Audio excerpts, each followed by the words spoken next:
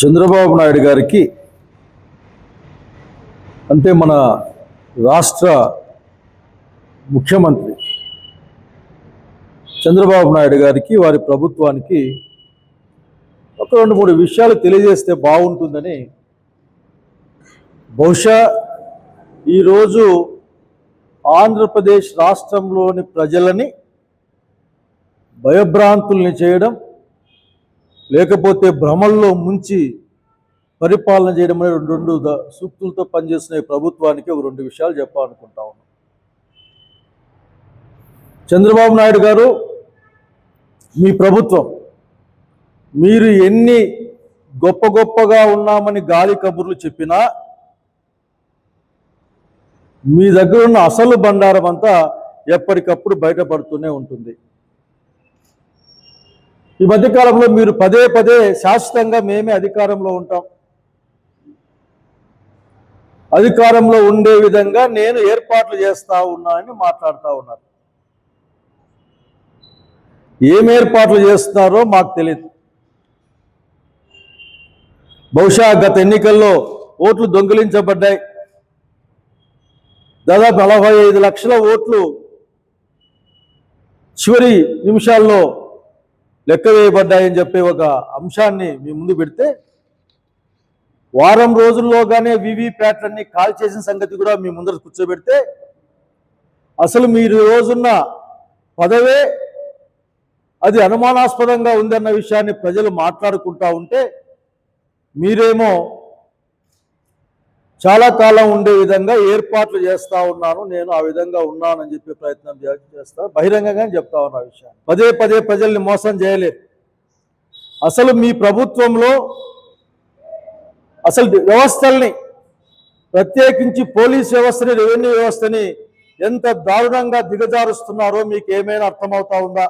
రాజకీయ పార్టీలుగా ఉన్న వాళ్ళని టార్గెట్ చేస్తూ సాధారణ ప్రజల్ని కూడా మీరు బెదిరించే ప్రయత్నం చేస్తూ ఉన్నారు, భయపెట్టే ప్రయత్నం చేస్తూ ఉన్నారని చెప్పడానికి ఏమాత్రం కూడా అసలు నేనైతే వెనక్కిపోవడంలే. ఎందుకంటే నిజంగా ఆ విధమైన కార్యక్రమాన్ని చేస్తూ ఉన్నారు. మీరు నిరసన కార్యక్రమం చేద్దామన్నా సరే పర్మిషన్ లేవని చెప్పి బెదిరిస్తూ ఉన్నారు. మీరు మాట్లాడడానికి వీల్లేదు, అనుమానం చెప్పడానికి వీల్లేదు, లేదా సత్యాన్ని చెప్పడానికి కూడా వీల్లేదు.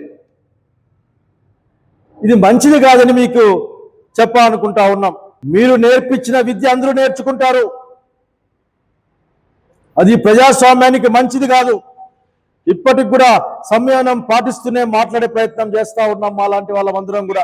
27 మంది మీద మీరు ఆ కర్నూలు బస్ దహనంలో కేసులు పెట్టారు. చివరికి వైఎస్ఆర్సీపీ నాయకుల్ని టార్గెట్ చేస్తూ కేసులు పెట్టారు.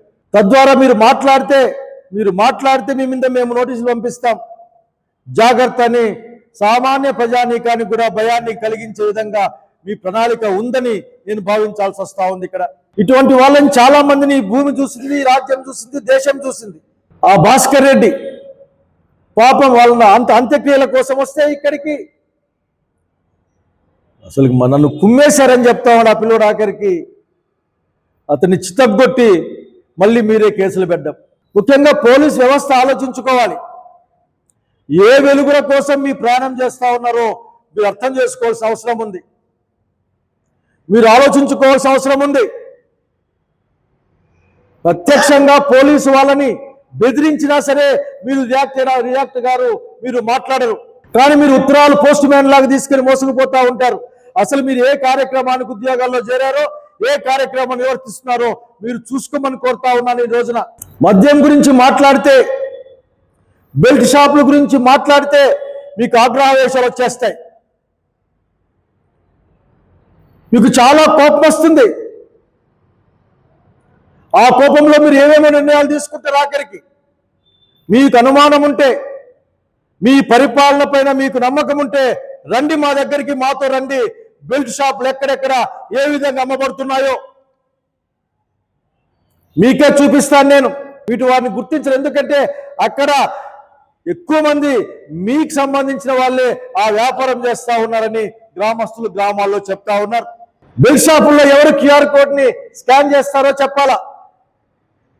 అసలు బెల్ట్ షాపుల్లో ఏ మద్యం అమ్ముతున్నారో కూడా రండి, అట్లాగే బాటిల్కి 10 రూపాయలు ఎక్కువ చేసి అమ్ముతున్నారని పేర్లు చెప్తా ఉన్నారు. రండి, ఇవి మాట్లాడితే మీకు కోపం వస్తుంది. జోగి రమేష్ ఏమో సిబిఐ ఎంక్వైరీ చేయమంటాడు. మీరు చేసి ఉండాల్సింది, మీరే ప్రభుత్వం అడిగి ఉండాల్సింది. కనుక ఏ మంచి మాట మాట్లాడినా మీకు కోపం వస్తుంది. నిజంగా మీరు గుండెల మీద చేసుకొని చెప్పండి, మీరు అవార్డు తీసుకోవడం కోసం లండన్కి వెళ్ళారు, అట్లాగే మీ బదులు కార్యక్రమాలు చేస్తున్న మీ అబ్బాయి బొంబాయికి వెళ్ళాడు క్రికెట్ చూడడానికి. అడగకూడదు, అడిగితే కోపం వస్తుంది మీకు. మీ డీసీఎం వెళ్ళి మాట్లాడితే తాట తీస్తా అంటూ ఉంటాడు. ఆ స్క్రిప్ట్ రైటర్నా మార్చాలి డైలాగు. సోషల్ మీడియా కార్యకర్తల్ని, ప్రజల్ని భయపడించడానికి మీరు గంజాయి కేసులు పెట్టే ప్రయత్నం చేస్తూ ఉన్నారు. ఇదొక పరాకాశం మీకు సహకరిస్తున్న పోలీసులు ఆలోచించుకోవాలి. కాలం ఎప్పుడు ఇదే విధంగా ఉండదు, అన్ని కూడా ప్రజాక్షేత్రంలో తేల్చబడతాయని మా నాయకుడు పదే చెప్తా ఉన్నాడు ప్రజాస్వామ్యబద్ధంగా. ఇది ఊరికే చెప్పే మాట కాదు. ఎన్ని కేసులని భావిస్తారు ఆఖరికి దేశంలో. ఏమైనా సరే మాట్లాడితే, మీ గురించి మాట్లాడితే వెంటనే ఏదో విధంగా అసలు తయారు చేసిన వాడు, తయారు చేయించిన వాడు బయట ఉంటే ఎవరో ఒక ముద్దాయి చెప్పిన మాటతో జోగి రమేష్ లోపల ఉంటాడు. ఈ రోజు కూడా ఎంత మందు తయారైంది, ఎట్లా అది ట్రాన్స్పోర్ట్ అయింది, ఏ షాపుల్లోకి వెళ్ళింది మీ దగ్గర లేదు. కేంద్ర కార్యాలయంలో పనిచేసే లేక రాష్ట్ర ప్రధాన కార్యదర్శిగా ఉన్న శ్రీహరి గారికి నోటీసులు పంపిస్తారు మీరు. ఏ రాష్ట్రం కూడా ఇంత అప్పు చేయలే. చాలా రాష్ట్రాలు చేసిన అప్పు కూడా ఇంతకంటే తక్కువే ఉంటుందని చెప్పిన విషయం మీకు గుర్తు చేస్తా ఉన్నా.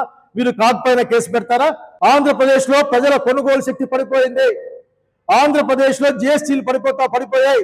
ఆంధ్రప్రదేశ్ రెవెన్యూ లోటు ఉంది. ఆంధ్రప్రదేశ్లో మూలధన వ్యయం తగ్గిపోయింది. ఆంధ్రప్రదేశ్లో సంక్షేమ రంగంలో పెట్టే డబ్బులు తగ్గిపోయినాయి అని కాగ్ చెప్పింది, కాగ్ రిపోర్ట్లో ఇచ్చింది. కాగ్ పైన కేసు పెడతారా?